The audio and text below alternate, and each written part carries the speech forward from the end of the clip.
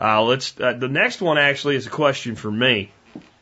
And I'm going to give you the Reader's Digest version of this question because it's pretty long, but I can almost hear the anger and the pain in this question. And it's basically, he listened to my show yesterday where I talked about hysteria and voting hysteria and end of the world hysteria and stuff. And he basically said, you know, Jack, I think that a lot of people are feeling this way, like they have to vote or they have to convince people that something's going to be okay or something's going to be wrong or whatever because they feel trapped and they feel like they don't have freedom anymore. And if you tell them, well, you can't change it by voting, your vote doesn't matter, and even if mathematically it's true, but you tell them that, and you tell them, well, you can't convince all these other people that you're right and they're wrong, and if you did, it wouldn't change anything anyway. When you tell people that, then what they say is, okay, then I'm helpless. And then truly, it's all lost. I can't be free. How can I ever be free when you're telling me the only remedies I ever thought I had don't work? And the guy said, you know, yeah, I can plant a garden, Jack, and I can have my own food and all, but still in the end, I look out at the world and I see all of these things going wrong, and everything that I want to do, it is hard, and even when I figure out how to do it, there's impediments, and there's always the risk that they're going to tell me after I've become successful with something I can't do it anymore, or they're going to take it away from me, or they're going to make it harder for me to do, and can we even be free anymore? Can we ever go back to being free? Can we ever be free in America? In fact, he said, can we ever be free anywhere? And I know it'll sound hollow when I say freedom is a state of mind, but to a large degree it is. I think what we have to understand is that in some ways, mankind is more enslaved today than any time in history. But in many other ways, mankind is more liberated today than any time in history, especially in most of the modern world. And it's up to us to figure out how to design our lives with an acceptance of that which we can't control. See, the word that really hit me there, and I thought that's not the problem, that's the solution, is understanding that in many of these things you're helpless. And I'll tell you how important it is to understand that you're helpless. And this is just a fun coincidence. Right now, a fly has gotten into my house and has flown into my room and is sitting on my windowsill. And every few minutes or so, this fly comes up and he's flying at that window and he's flying his little fly ass off. He has given 100% of his fly effort to getting through that window because he cannot comprehend that it's a wall. To him, it's clear. Looking through his little bug eyes, there's no reason I shouldn't be able to fly out there, and if I just try hard enough, I'll get out there. Unless I take pity on this fly and either catch it and let it go, not likely, or smack him with something and kill him, this fly will expend his life's energy attempting to accomplish something that's impossible. This fly has many other choices in his little fly existence right now, even though they don't live that long. He could just turn around 180 degrees and fly back through the house and accept the confines of the house, and he would have a pretty good existence here. He could find another fly to hook up with, and he probably could even find something to eat. He might not be able to reproduce very well, but he could have an existence. And if he flew around and took that opportunity and established an understanding of the containment system, he might realize that there are things that open called doors, and he wouldn't even call them doors because flies don't have English language, but he might notice that this drafting thing happens with those little hairs that makes them hard to kill unless they're on anything but a window when they're confused, and then realize I can get out and go be a fly again. So, what do you think the fly is going to do? I reckon if I don't do anything, tomorrow if I come in here, there'll be a dead fly on my windowsill I'll have to clean up. And he's still there right now. I'm watching him. All this talking, he's still there. This is the American who's going to vote harder next time. That's who this is. This is the person who's going to try to convince others to follow their line of thinking before they've started walking the walk that goes with the thinking. If you walk the walk, then others follow you. If you talk about that you're going to do it someday, nobody believes you because you haven't done it yet. This is freedom. The belief that if we had a system that was better, you'd be more free if you haven't already maximized the freedom that you have, is false. I want you to think about it that way. Let's say I locked you in a house, and because you were locked in a house, you refused to leave one room. If I open the front door of the house, you're not going to even know it because you won't leave the frickin' room. If I put you on a property that's 30 acres and surrounded with prison wire and concertina wire and things like that, but you do have 30 acres and you have a lot of resources, and you could have a pretty happy life on this 30 acres. You'd be contained, you'd be unhappy about it because psychologically you'd know it's wrong.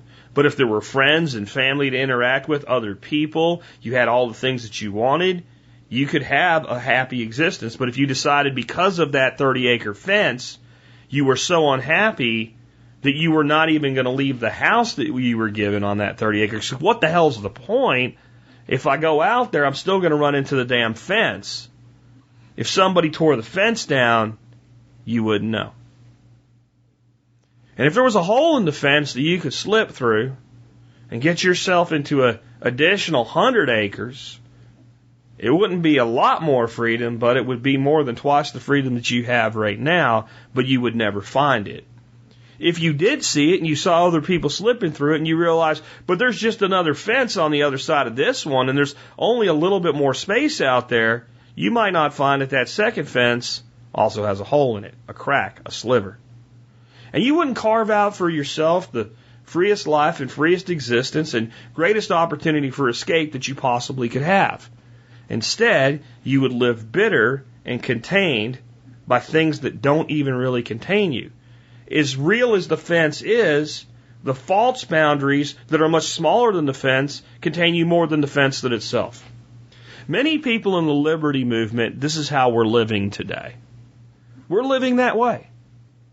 It's true. All the things we say about being overtaxed and overburdened and over-restricted and people spying on you and the horrible things that we're doing by using force against other nations in the world, all of it's true. How dumbed down the population has become, how the prisons are the schools are like minimum security prisons, and prisons, and they're programming our children to think that the state is God. It's all true.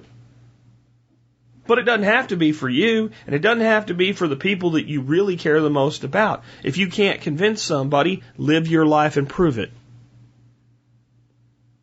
Maximize the freedom that you have before you complain about the freedom that you don't have. Are you using every bit of the freedom that you have? Are you working the system against itself? If you don't like being taxed, you figure out how to build a business, and you figure out how to take a whole bunch of the money that they're taxing now and run it through that business. And since you're not an employee, instead you're an owner of a sole proprietorship, it's not compensation, it's an expense. And since it's an expense, you don't pay taxes on it. In fact, it reduces your taxes. You don't like the fact that you live in a state that has a state income tax of 7, 8, or 10% like some states do, then pick your ass up and move. I know it can be hard. I know it can be difficult. But if that's really the problem, then do it.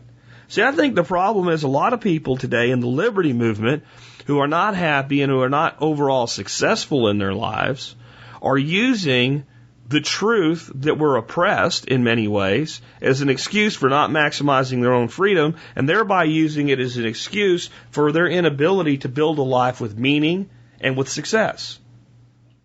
And all I can say is if you look around you, there are plenty of people that have built a life with meaning and success. There are people that have lifestyle businesses like I do, but there's people that are worth millions and millions of dollars. And they're not all sellouts. They're not all people that are working crony capitalism through the Congress. Some of the biggest outsiders on planet Earth are multimillionaires. A few of them are even billionaires. Why? Because they realize that even though that fence was real, I'm damn well going to use every square inch of the containment area. And they found a crack, and they got out a little bit more, and they got out a little bit more. Now, it might be true that there's an eventual fence that for now we are confined by. But I'm not going to stop pushing until I've pushed on every inch of that one, because I might find there's another layer that I can escape into. This is freedom. It is this mindset. It's not just freedom is in your mind. That oversimplifies it. It's this type of thinking. To understand what's really been done to us. The human species has been made into cattle. Cattle are easy to domesticate. They domesticate very, very quickly. And cattle do not go feral by choice. If cows get out, they try to figure out how to get back in after not very long, because they know that they're going to be taken care of. And cattle don't want to run away. They don't want to get away from people. You can see all those cowboy movies or whatever you want, but if you've ever been around cattle that have been cared for, in a good way, you walk right up to them and pet them. They don't run away from you. They're not afraid of you, and they don't try to kill you. If you fall over in front of them, they don't run over, stomp you to death, and eat you. Try that shit with a pig and see what happens. Yeah, a pig. The human species was designed to be a pig. Don't take it offensively. I don't mean it like being a hog. I mean being a pig, like thinking like a pig does. A pig lives its life. It pretty much eats, fights, makes more pigs, rolls around on the ground, feels good. If something feels good, it does it. It doesn't go out of its way to harm other creatures or do harm to other things. Some of the stuff it does is harmful, but it doesn't do it because it wants to be harmful. It doesn't kill something unless it wants to eat it. And when it wants to kill and eat, it kills and eats. It pretty much gets along with its own kind. It might fight occasionally over certain things, but overall, it gets along. They live in packs. They don't live in herds. They live in small packs and small groups. When they're cold, they lay in the sun. When they're hot, they go in the mud. Sound like a hunter-gatherer to you? That's human beings. That's what we're supposed to be. If you put a pig on a ranch, 30 acres with a fence, and you let a crack in that fence big enough for that pig to get out, that pig will get out, and it will go feral.